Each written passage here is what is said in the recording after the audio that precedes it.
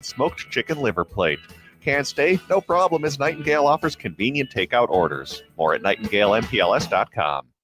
Portions of the following program may be pre-recorded. It's a good day to be indigenous. Get up, stand up. They are going to become more brutal. Calling the cop, hitting the cop, dude. Because all the hippies were trying to be Indians anyway. They're going to become more repressive because it's a matter of dollars and their illusionary concepts of power. Hey, victors! We must live in balance with the earth. And also with recent happenings at Wounded Knee. I am awake. Hey, welcome back. Aho, here at K, all of our friends and relatives in all four directions. You are listening to Native Roots Radio presents I'm Awake. We discuss local and national Native news and events here on Native Roots Radio. My name is Haley Cherry, or I guess my Ho-Chunk name is Chashep Wangawe Neek, meaning Little Eagle Princess in Ho-Chunk Nation. And we have a very special guest host in with us today. Host Robert Pilot is out in Washington, D.C., so he's missing out on all of the fun, but we got a couple Ho-Chunk girls here in the station, in the studio here. So I want to go ahead and introduce Arvina Martin. Arvina is the executive director of Emerge Wisconsin. Arvina, hi, thank you so much for joining us today. We really appreciate it. And we always love having you on the air with us.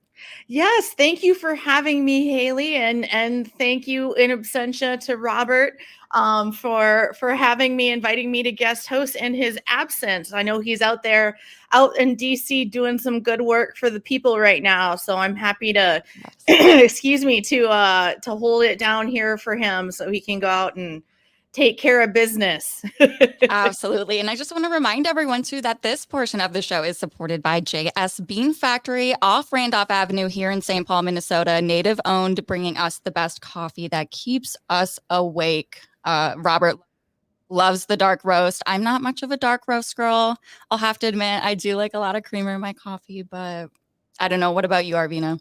Yeah, I actually prefer the cold brew. You know, it's a little less bitter, but still has that, that oomph, all that caffeine punch that I need when I'm working into the night trying to get things done.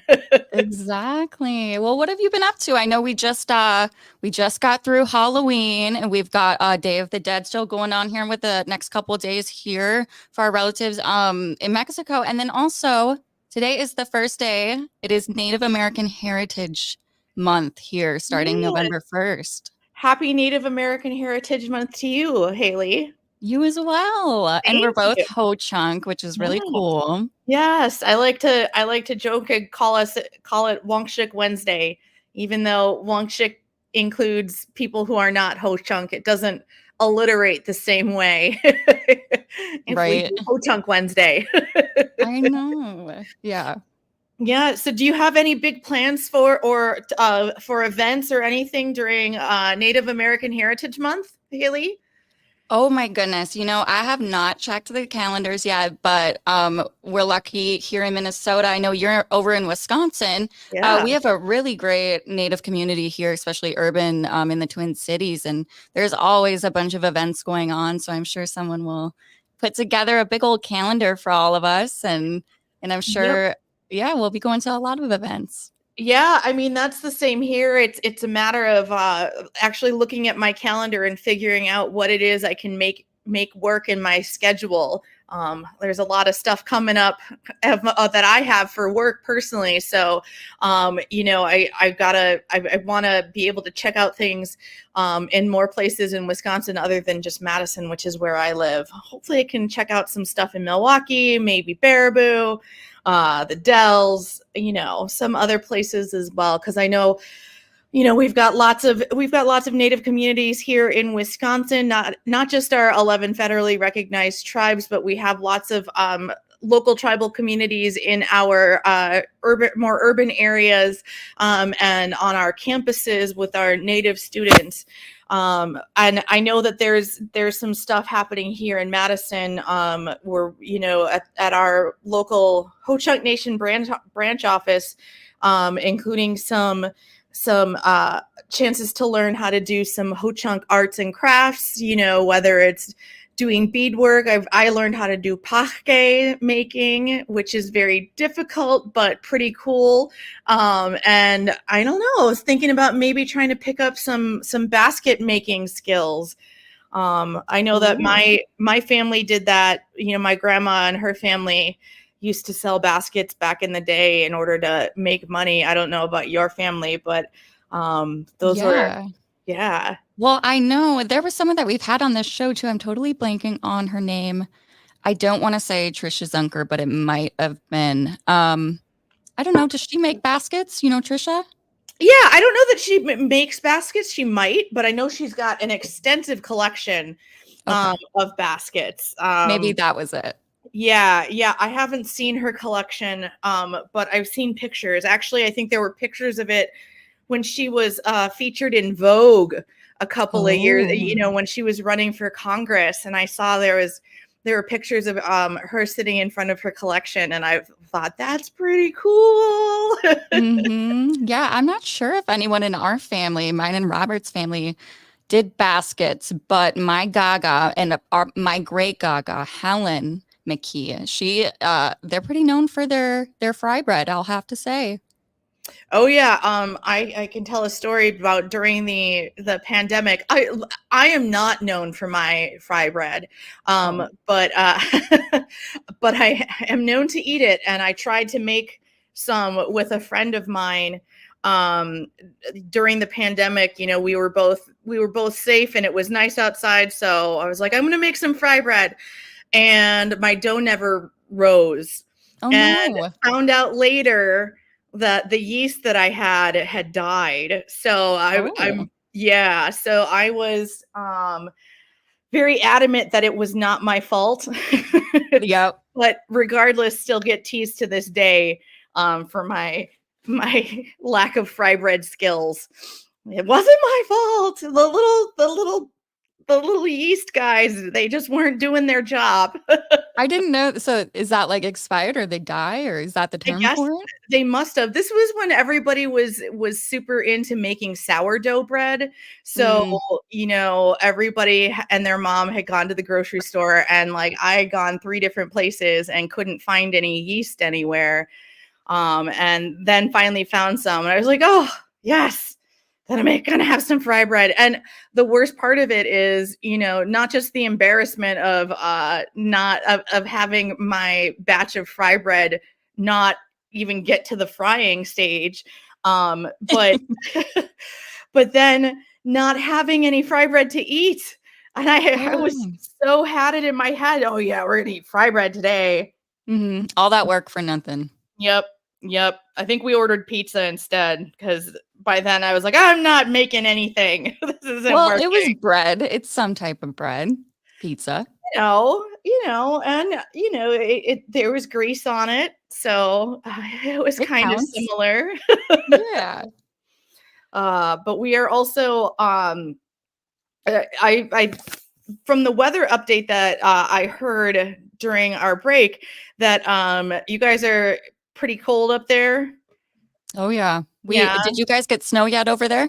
We got a dusting. It was like the little pellets of snow, and it only stayed on like the lawn, so like not on concrete or anything. But we got a little bit of that. Did you guys get snow too? We did get snow. It was not last night, but the night before. So I guess before Halloween. And yeah, it was probably, you know, about in the evening. It was probably like 9 o'clock or so. It started flurrying, and I was like, oh no, it's not going to stick to the ground, and it's just a light dusting. And then about an hour later, I look outside, and it's like a half an inch of snow. Oh my goodness! Covered the ground. So you guys got more than we did down here.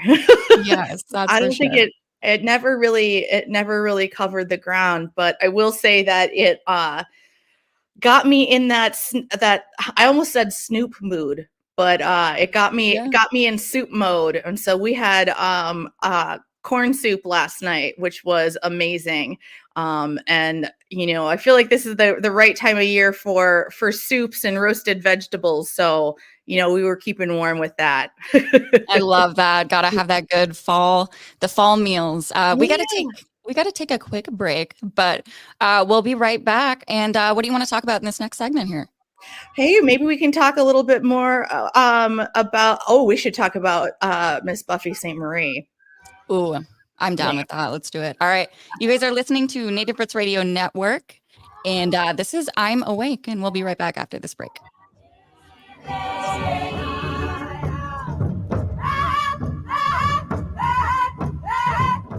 Unwanted sexting or photos, inappropriate jokes, even tickling or wrestling can feel like a violation. Catcalling, cornering, or groping, getting them drunk or high for sex, recording sexual acts without permission, hurting someone because of their sexual orientation, ripping a family member, a child, a date, a friend, a stranger, purchasing a human being for sex. You make the choice every single time. Sexual violence is many things. Make a choice. Do not do it. Sponsored by the Minnesota Indian Women's Sexual Assault Coalition. Be a vaccinative.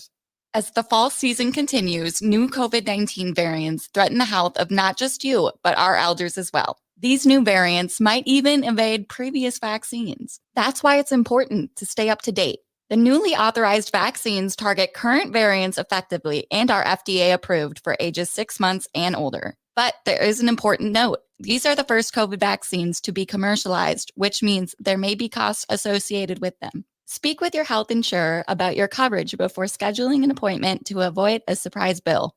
For those without health insurance, help is available. Ask your health clinic about options or visit vaccines.gov for free locations. Getting vaccinated protects you from severe disease. Don't put yourself or elders at risk. So be a vaccinative and protect our community. You can visit vaccines.gov for free vaccine locations. This message is brought to you in partnership with the Minnesota Department of Health. Temperatures are cooling off and fall migration is underway. Do you know what that means? Eagle viewing season is almost here, and the National Eagle Center is your headquarters for information and experiences. This winter, experience bald and golden eagles in the wild with an unforgettable expert-led field trip. Plan your private eagle habitat tour and learn where the best eagle viewing is with weekly eagle counts. Plus, you can visit the eagles at the center all season long. Plan your visit or experience today online at nationaleaglecenter.org. Anine, I'm Lieutenant Governor Peggy Flanagan, and you are listening to Native Roots Radio. We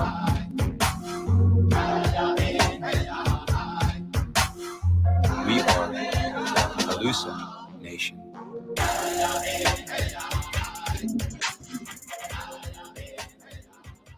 Hey, welcome back. This is Native Roots Radio presents I'm Awake. This is producer Haley Cherry Shashap. Hey, Wangawenik with you here. And with me, I'm with Arvina Martin, Executive Director of Emerge Wisconsin, and Arvina's guest hosting for host Robert Pilot. And we're back. So Arvina, let's talk some Buffy St. Marie, shall we? Yeah. So for those who may have not heard, I believe it's called the Fifth Estate, a program on Canada's version of, I almost said Canada's version of PBS did a whole documentary about Buffy St. Marie's origins and how she doesn't appear to have any Native ancestry, and it has proven to be quite the issue in Indian country these days. People, kind of taking sides, either pro or against. I know that she was adopted in a traditional way by a Cree family. I believe their last name was Piapot. I don't know how to pronounce that. So if I said that wrong, I apologize there.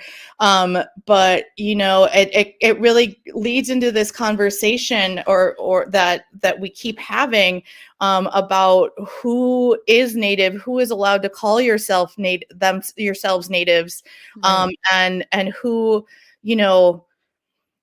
what that means. And there's a lot of people that fall on very different ends of the spectrum. Haley, have you seen this conversation happening online too? Yeah, I've seen it not only just with Buffy, but unfortunately, with other people too. And it's hard. And it's hard, especially because she was, adopted into those traditions. And Yeah. I don't know. The whole word like pretendian is comes to mind, but you know, in that circumstance with Buffy, it's really, really hard. I mean, she's done so much work and advocated so much for the Native communities. I mean, all her life. You know, I'm not too familiar with kind of her background and everything like that, but I probably, yeah, it's hard to say. So I really want to hear kind of more so your opinion on the whole situation. Yeah, I know. You know, it's disappointing, to say the very least. I think that you know, she has presented herself in a way that is not consistent with the truth. You know, and if there was, you know, nuance to this, why wasn't that discussed, you know, so much earlier? I mean, I remember, I'm pretty sure I've seen, you know, records at my parents' house of hers, and she's won awards for her work, her recording career. I remember seeing her on Sesame Street nursing a baby. Wow. That they were talking about, and they were talking about breastfeeding and feeding a baby, and she was nursing a baby, presumably her baby, I hope. I would hope so. Yeah.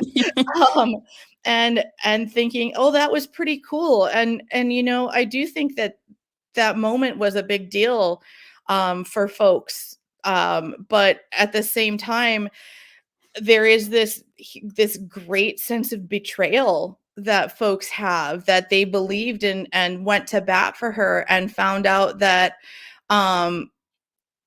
that she hadn't been completely truthful, and was kind of trying to, you know, make excuses, etc. And that certainly doesn't help. But then we run into questions like, you know, well, if the family in that nation adopted her, you know, who are we to question, um, you know, that nation's sovereignty and who they want to call members of their community?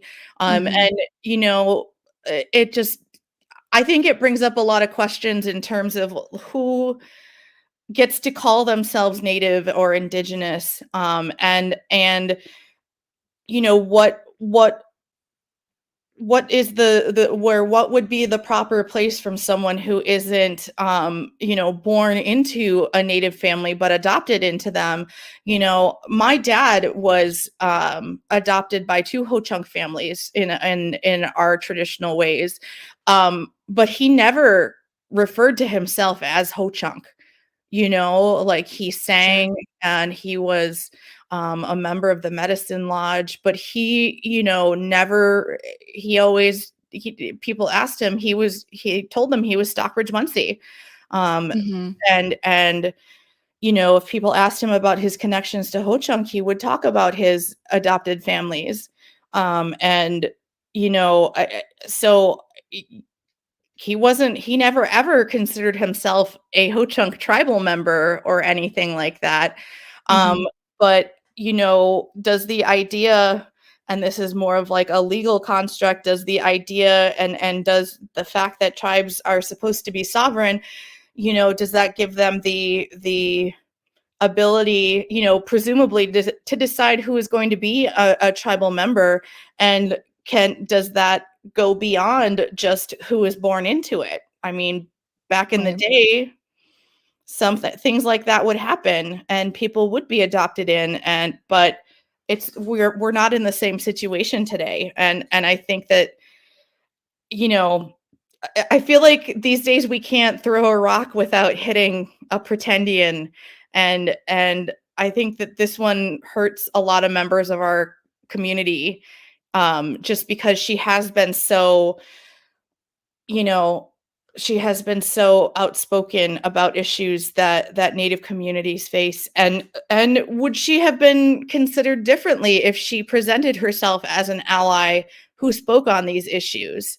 You know, would she still have the same kind of level of fame or influence?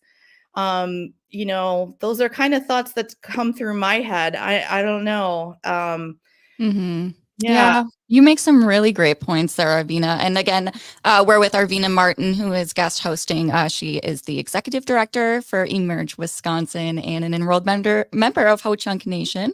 And we're talking Buffy St. Marie. And if, a lot of people don't know who Buffy is, she's a musician and she's a older Native or who has right? claim to be Native Exactly. American.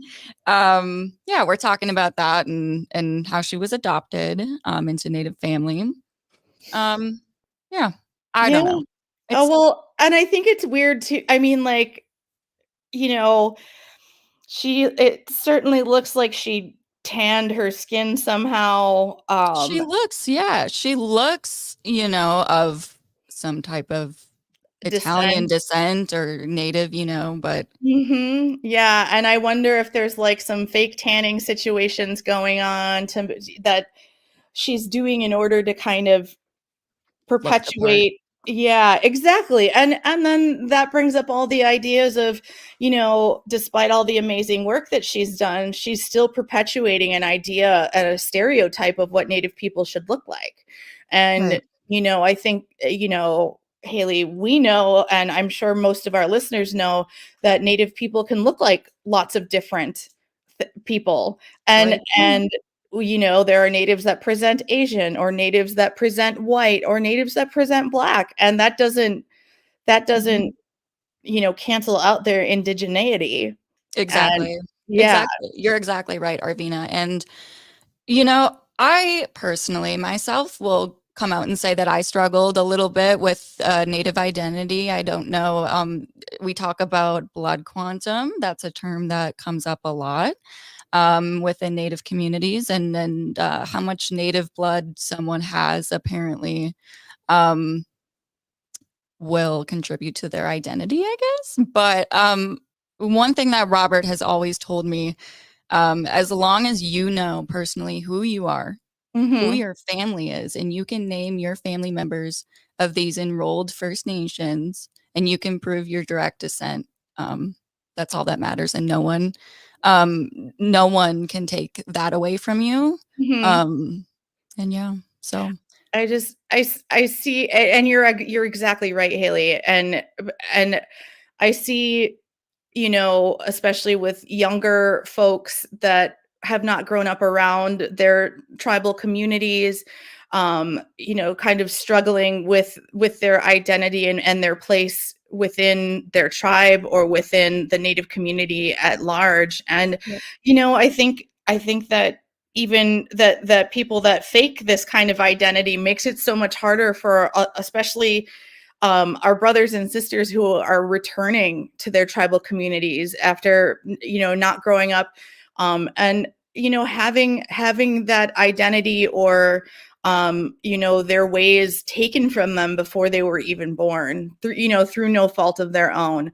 And that it makes it so much harder for younger folks that are trying to come back and trying to learn their ways.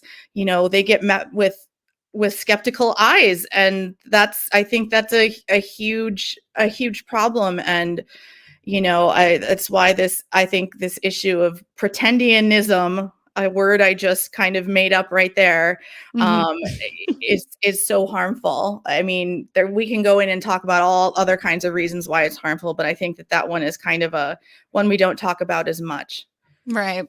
Yeah. Well, great points. And I'm glad that we did talk about it briefly a little bit, but we do have to take another break here. So we have another guest that will be joining us next, and her name is Heather Bailey. And Heather is she works in Wisconsin, right? Yes, I actually, when I was on city council, I worked with her. She is a preservation planner, so she works in historic preservation. Awesome. Well, stay tuned. You are listening to Native Roots Radio Network presents I'm Awake, and we'll be right back after this short break.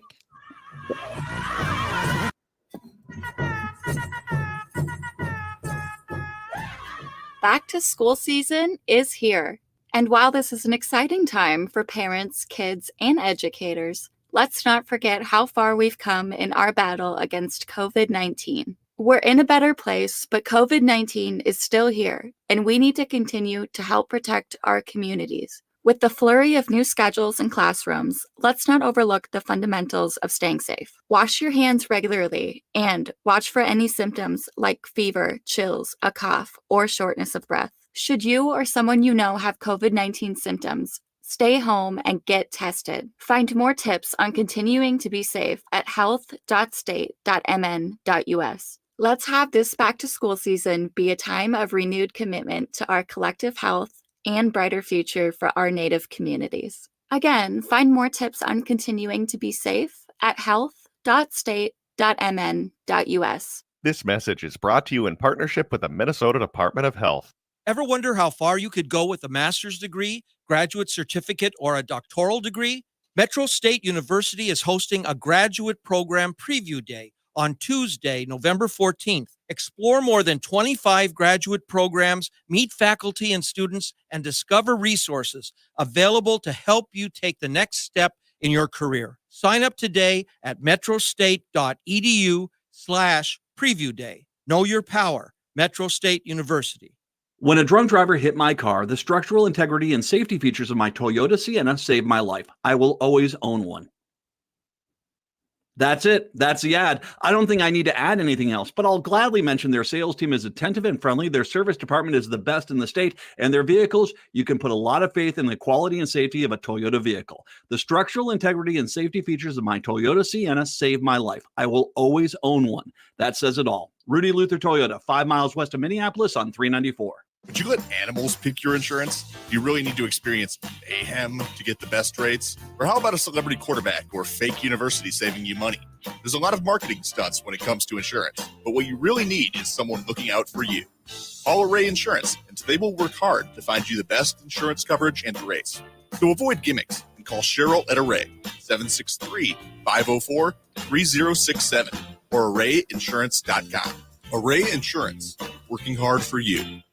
Hi, this is Frank Brown, owner of Minuteman Press Uptown, Minnesota's only minority-owned union printing company. We have big news. We've moved to North Minneapolis. Why did you move? As a Black business owner, I wanted to be part of the North Minneapolis community to provide jobs. Are there other reasons you moved there? We have bigger new equipment and outgrew the other location. What kind of new equipment do you have? We have new equipment that allows us to print quality signage and banners. We also have a new inkjet printer, printing larger sheets, improving production efficiencies. Is the new location easy to find? It's not only easy to find, it's more convenient with plenty of parking. We are now located on Washington Avenue North off I-94 and the Dowling exit. So do you still print everything? We print more than everything. We have over 175 Google reviews with a 5-star rating. Call 612-870-0777 or visit mpuptown.com. That's mpuptown.com. We print everything. With your AM 950 weather, I'm Brett Johnson. Look for partly cloudy skies tonight with a low around 26, Thursday sunny with a high near 41, and Friday cloudy with a high around 47.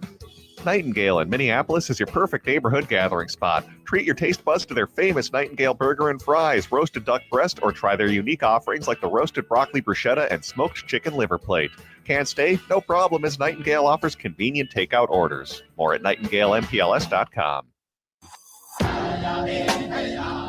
Hi, this is Representative Sharice Davids from Kansas. I'm Ho Chunk, and you're listening to Native Roots Radio. We are Elusive Nation.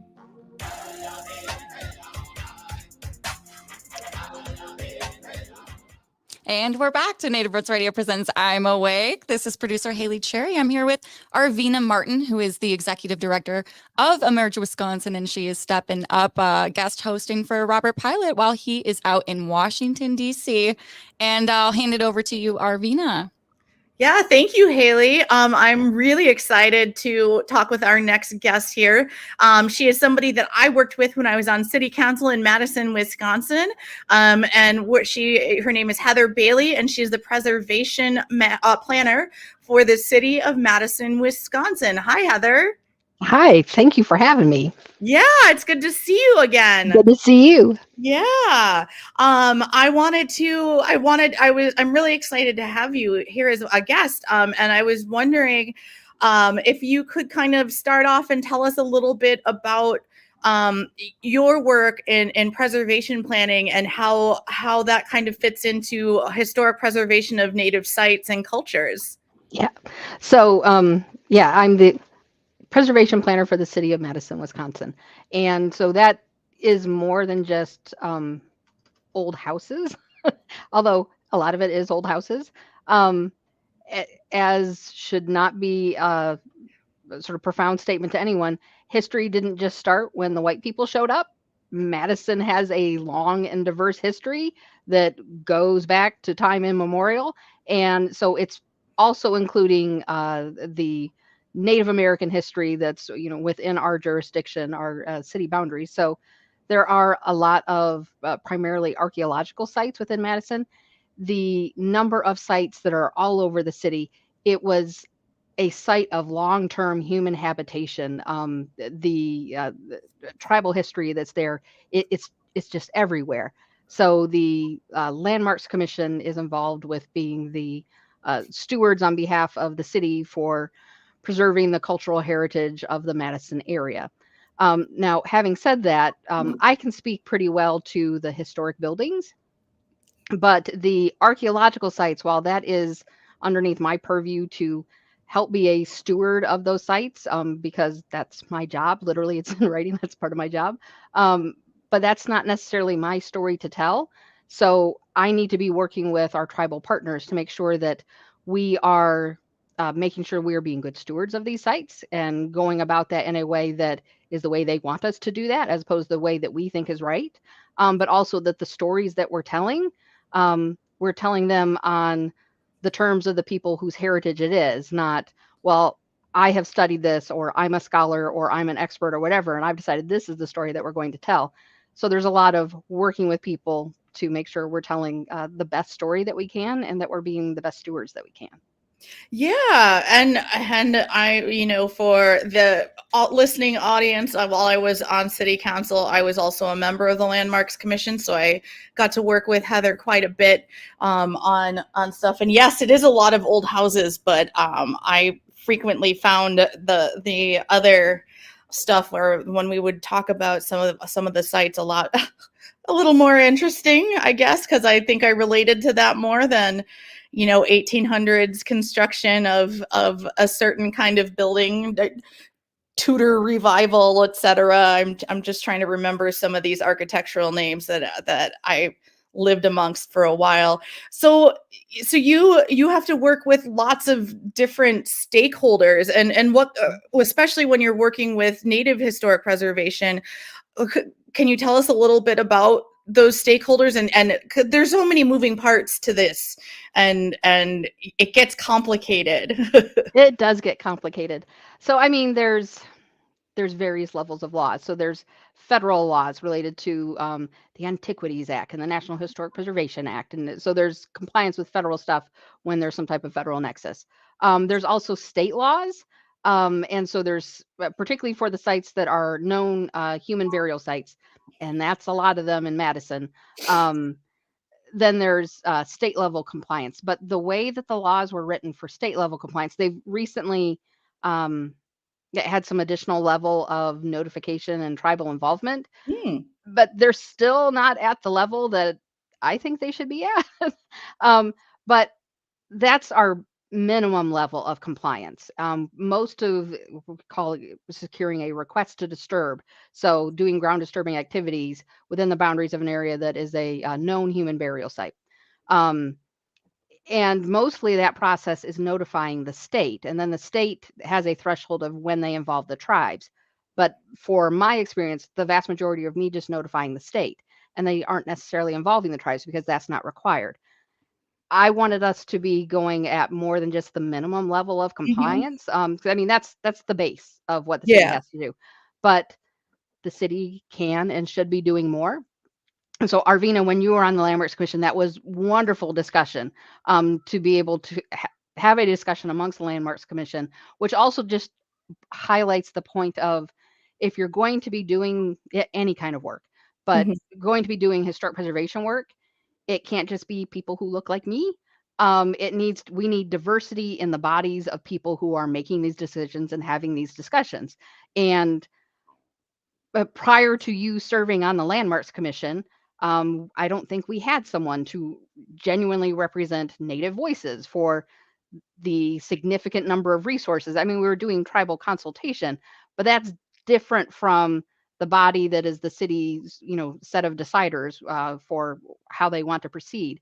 It changes it to have someone who is a tribal member, a part of the Landmarks Commission, to talk about how we are proceeding. Makes a big difference.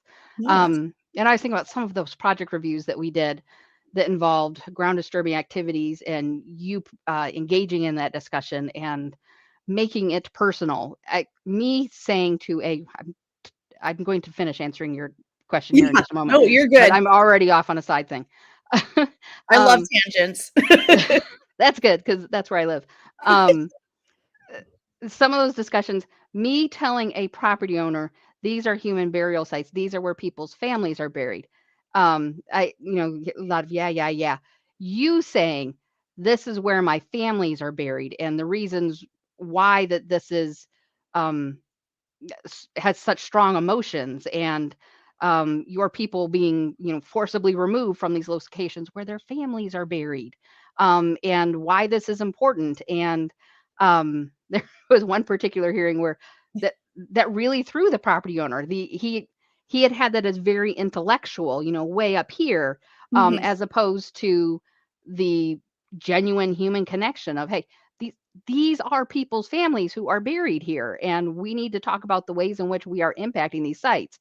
That made it very real. I'm sorry I had to come at your emotional cost, but that was super powerful, and that made such an impact for that person to be like, oh yeah, maybe where I want to have my garage isn't as important, and maybe I really should have it, way away from the mound site. Yes. So thank you for that. Yeah. But in terms of the way things work on the city level, we're constantly learning. Know better, do better. Mhm. So there's lots of back and forth, and as we gather more information and try to figure out what we're doing and how we're doing it. There's also, I lived in Tennessee for 20 years, and so I've picked up a couple of idioms from there. There's a lot of fixing to get ready to in government work. And so I've got a lot of slow wheels of government going on. And I've got a lot of fixing to get ready to things. And I need to get to the final completion phase. One of the things we had started, Arvina, when you were on the Landmarks Commission was maybe we should have a land acknowledgement at part of the opening script for Landmarks Commission, not as a checkbox and now we're good with being compliant with giving a shout out to that this is Ho-Chunk land and then done, we don't have to do any more, but as a starting point to Mhm. ground our discussions to be like, hey, this is where we're at.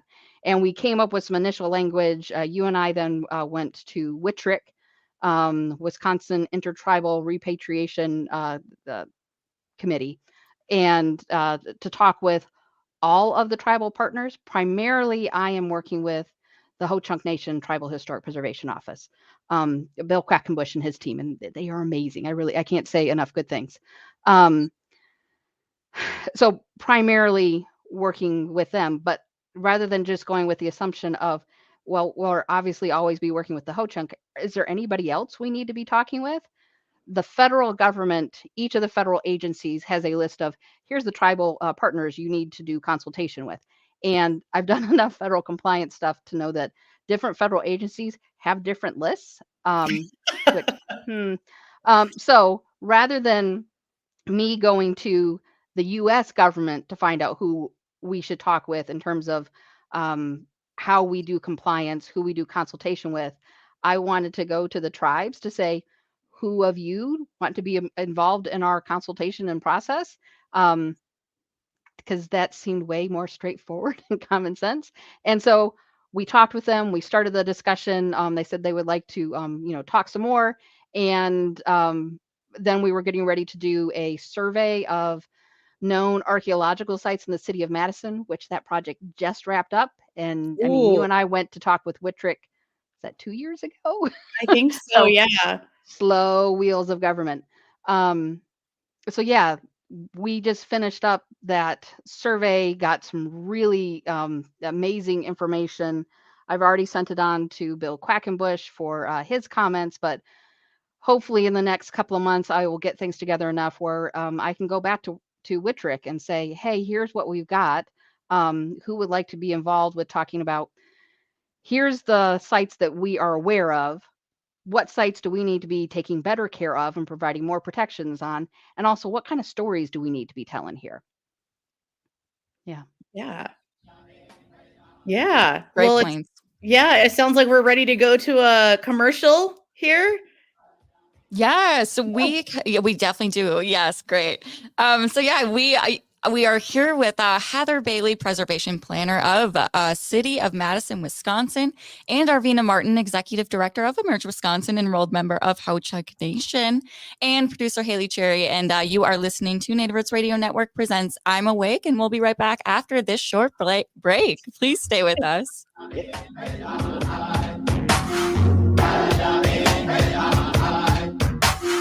We are the Aleutian Nation.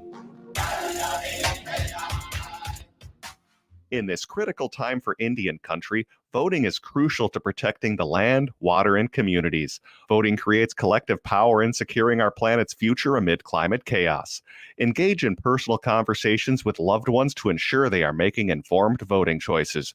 Register to vote. And don't forget that 16 and 17-year-olds can pre-register to vote in Minnesota. NACD is asking us to stand together and make voting a tradition. Go to nacd.org to learn more and make your pledge to vote. Minnesota has the only original wolf population in the continental United States. And 80% of Minnesotans believe the wolf should be protected. Howling for Wolves is asking Minnesotans to respect our true wildlife manager, the wolf. Their survival is critical to our ecosystems, our communities, and even our economy. As highly intelligent animals with strong social bonds, Minnesota wolves deserve to be protected and admired. Learn more at howlingforwolves.org. Let's live and let howl. Bonjour, hello. My name is Wabin. I am an enrolled member of the White Earth Nation, descendant of the Navajo Nation, and co-chair of the Indigenous Employee Resource Group with the Minnesota Department of Transportation. MnDOT is hiring for a variety of positions from road maintenance to accounting and more. We offer great benefits. For more information or to set up a one-on-one resume and application assistance, visit mn.gov/careers, or you can text or call 612-257-2388. 612-257-2388. Hi, this is Philip Anthony, the host of the Downright Upright Show, the place to go to hear out loud and proud what Minnesotans are thinking. I interview many interesting people and listen to their thoughts on how they plan to better our community and to hear their opinions on current events. Join us and get in on the conversation. You can listen to my podcast, The Downright Upright Show with Philip Anthony, wherever you listen to podcasts or at am950radio.com. So come and join me and continue being fantabulous. You're listening to Native Roots Radio. This is Spirit from Reservation Dogs. Get up and listen.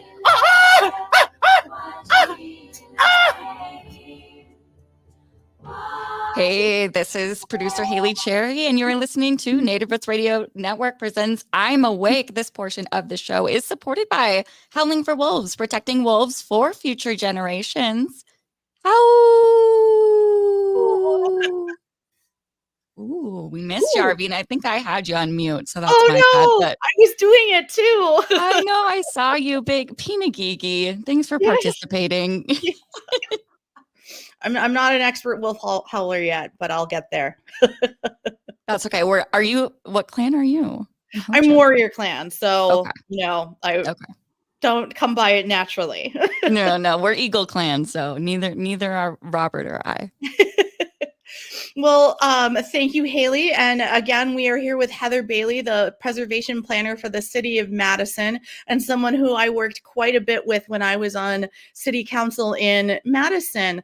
And this is a little different. Well, not a little different, but Heather, I'm sure you've heard about the Oshkosh situation and how there was a site found. And I was wondering if you could talk a little bit more about what happens when sites are found. Because in Madison, we have a lot of sites that are already mapped, and you did talk about us mapping like that's not the best word, I guess, but mapping sites, and could you talk a little bit about what happens when if there were something like that to happen in Madison, or what is the process that goes on when during construction a site is found?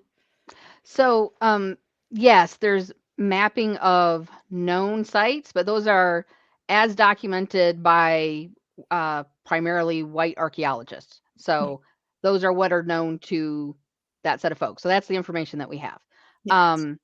So if there are ground disturbing activities in these places that have already been documented, then the state's requirement is that we have an archaeologist on site for archaeological monitoring. So looking to see if while they're doing the ground disturbing activity, if there is, and the technical term is inadvertent discovery.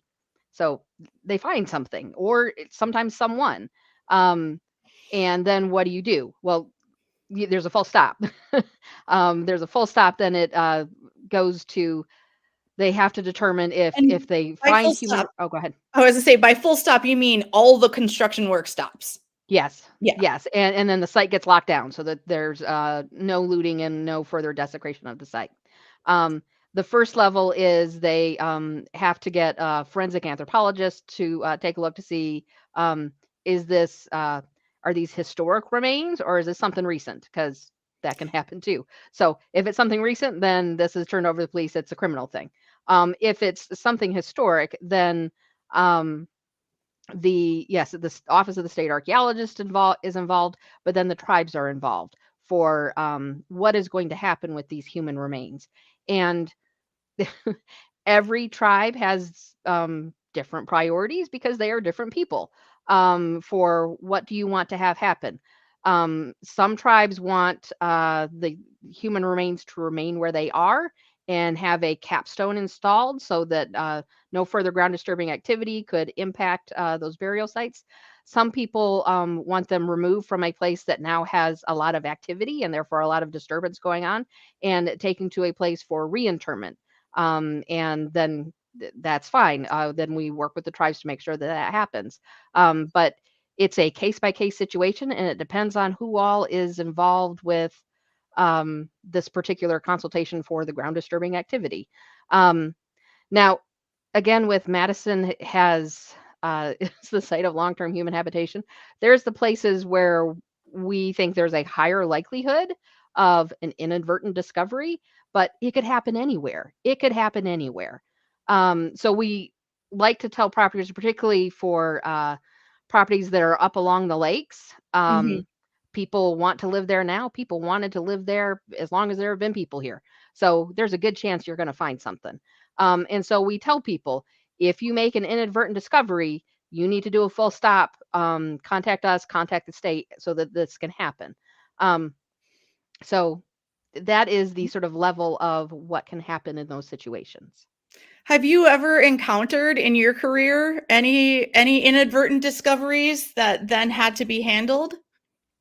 Yes, I haven't done any since I've been in Madison. Before this, I worked with the city of Durango in Colorado, and we did have a project there because it's a site of long-term human habitation. Both the ancestral Pueblos and the Ute people, long-term habitation in that area. So there was a housing development in an area that was outside. We had similar mapping outside of the boundary of where we knew that there were sites, and they disturbed a couple of burials. So we ended up doing a collaboration with the tribes, and the state was involved, and they ended up doing a reburial ceremony, and it slightly changed the shape of the development out there, but we worked with everybody to get to a solution.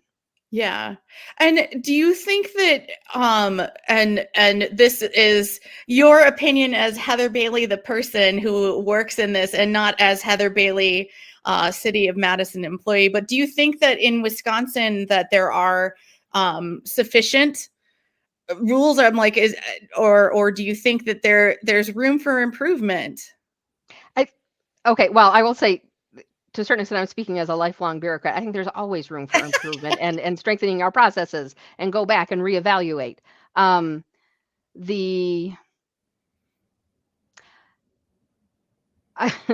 would say, as me practicing, I wish there was more of a regulatory structure that required. So, I mean, we're doing this as the city of Madison for we want to go the extra mile. But that's us going the extra mile. Yes. There's, again, the base level requirement for all other municipalities, but they need to go access the mapping information, the GIS information for where burials are, but they have to pay for that. Or they can go down to a terminal in downtown Madison at the Wisconsin Historical Society to look at something. So it's counting on these governments to do that work. And if you turn somebody up, like what happened recently, then, there's steps you need to take. But I think we have an obligation to be more proactive. And right now there isn't a requirement for doing proactive planning that is a way that is really involving tribal partners. I've heard Bill Quackenbush, have some comments about the ways in which the city do processes that involve sensitive sites. The way in which our systems, and this is straight up systemic racism, the way our planning processes work, if we're doing some type of project, we notify property owners within 200 feet of the property. But because we forcibly remove the Ho-Chunk people, they don't have, they aren't legal property owners for these sites. So our processes, our planning processes in the city, it's not structured that way. So something like the Land Rights Commission has to create an additional process to try to help make that happen. And that means there's been a lot of damage to cultural heritage for the Ho-Chunk people in the Madison area. Well, I want to say thank you for all of the work that you have done and for being a progressive, forward-looking, also backward-looking and seeing where the mistakes have been made and really working on righting those wrongs. I was always very happy to work with you because I felt that we worked together fairly collaboratively. And I think that that's a really great system to kind of get through those little blind spots that we may have. So thank you so much for your work and thank you for joining us today. Thank you so much for having me. This was absolutely wonderful. Yay, wonderful. Thank you. Big peanut geeky to you too, Arvina Martin of Executive Director of Emerge Wisconsin for stepping up and guest hosting for Robert Pilot tonight. I really appreciate it. Thank you, Heather Bailey, Preservation Planner, City of Madison, Wisconsin. You've been listening to Native Roots Radio Presents I'm Awake. The American dream is a dream for a reason. You have to be asleep to believe it. Wake up with us. We are still here. We are the next generation. We need to resist, divest, join the group, run for office, and free Leonard Peltier. Yes. Now. Run for office. Did you know Ghostbox Radio with Greg Bakken airs 5 nights a week?